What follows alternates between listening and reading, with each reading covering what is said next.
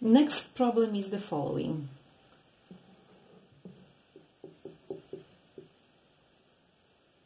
We have a drawer, and the drawer is full of pen drives. The following capacity, 4 gigabytes and 4 gigabytes, 16 gigabytes, and 8 gigabytes, and that's it, and 32 gigabytes.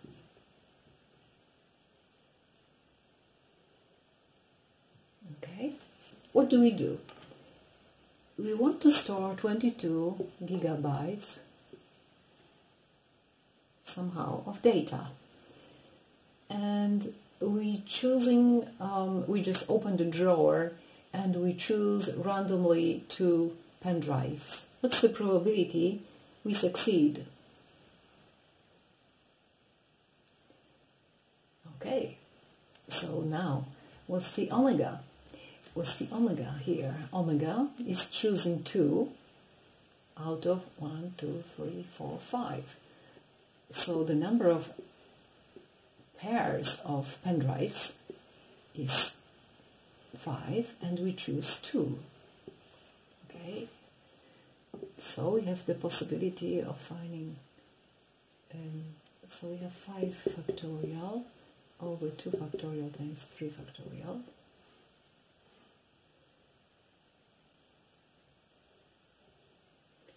So this is exactly the pizza problem we solved before. Okay, so this is 1 times 2 times 3 times 4 times 5, 1 times 2, 1 times 2 times 3, this cancels, and you have 10. So we have 10. Now, what is the A? When can we say we are satisfied with the capacities chosen? If we take 4 and 4, it's bad. 4 and 16, it's bad.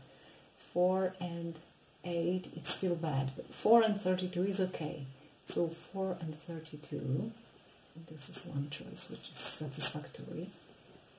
4 and 20, it's good. Then we can choose another 4. Okay, we can choose 16 and 32, and it's still very well. We can choose 8 and 32. Other combinations. Another combination is 16 and 8. 16 and 8. Okay, so 1, 2, 3, 4, 5. Okay, so the number of elements in A is 5. So probability of A is a classical definition. Number of elements in A over number of elements in omega. So this is 5 over 10. So this is a half. So 50-50. If you don't turn on the light and choose with your eyes closed, 50-50. 50% of chance that you choose correctly. Okay.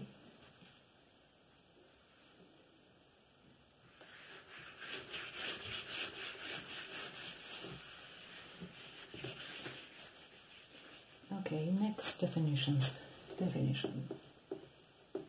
We say events A and B are independent if probability of intersection is P of A times P of B. That's the definition of independence. Next definition is conditional probability.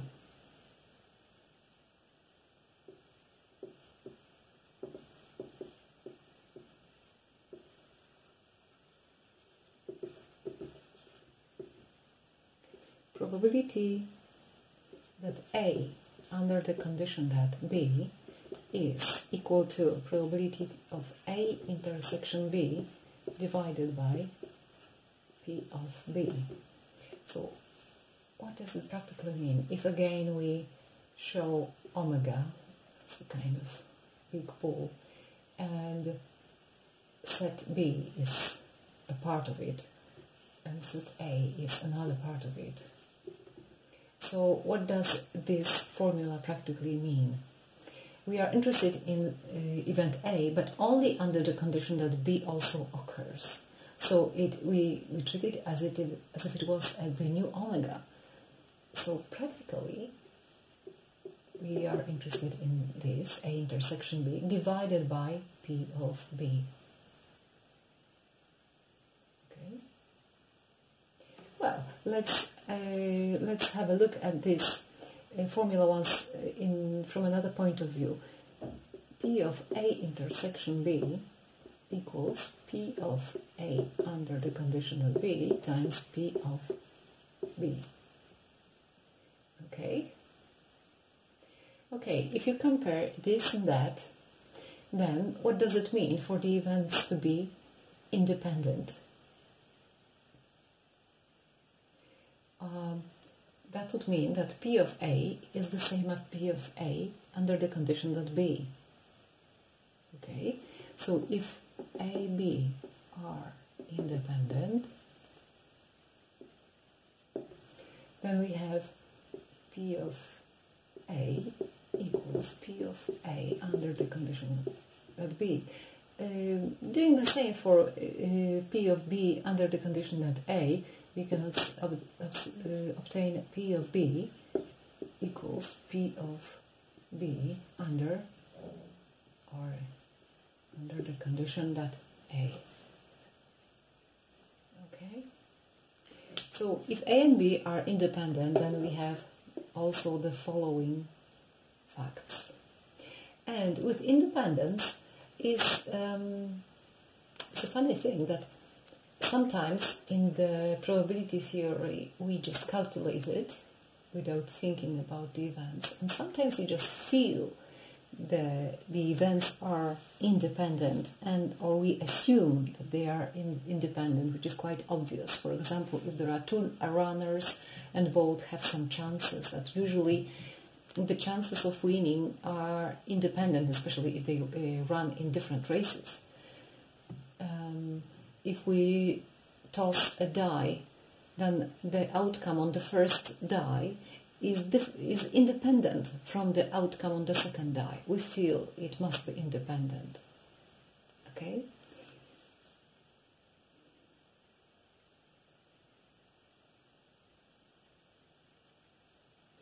Now let's generalize it a little bit more. Events A1, A2, AN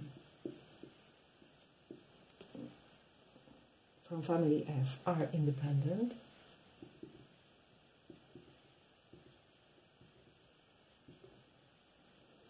If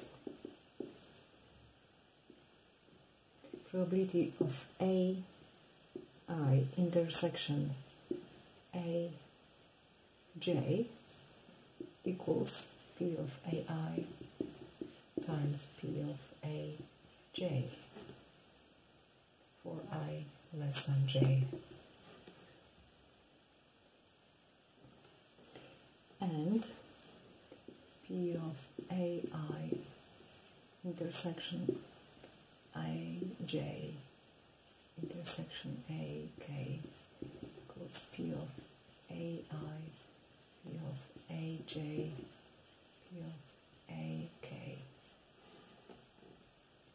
for I less than J less than K, and probability of any set A1, A2, intersection, and so on, AN should be P of A1 times P of A2 times P P of AN. This is a generalization for two events. And let's remember, independent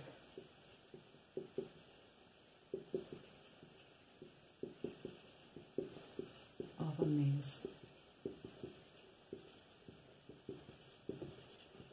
intuitively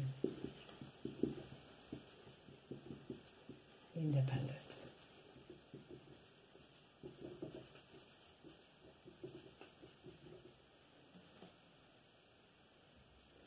Now, example,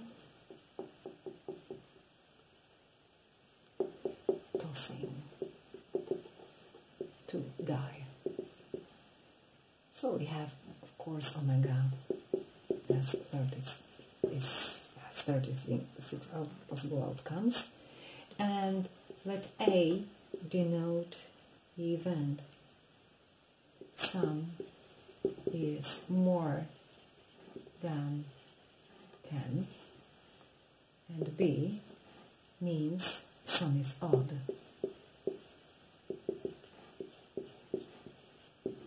Okay, so let's use the formula probability. The question is, what's the probability that A given that B? Okay, let's write the formula. This probability of A given that B is probability A intersection B divided by probability of B.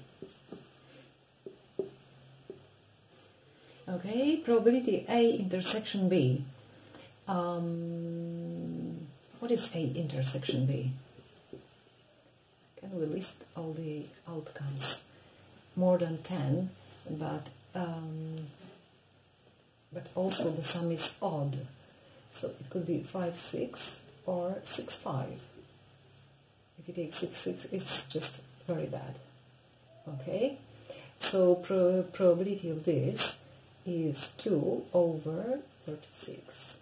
Okay, probability of B, the sum is odd, is 18 over 36. Okay, so practically 2 over 36 times 36 over 18. So this gets cancelled. We have 1 over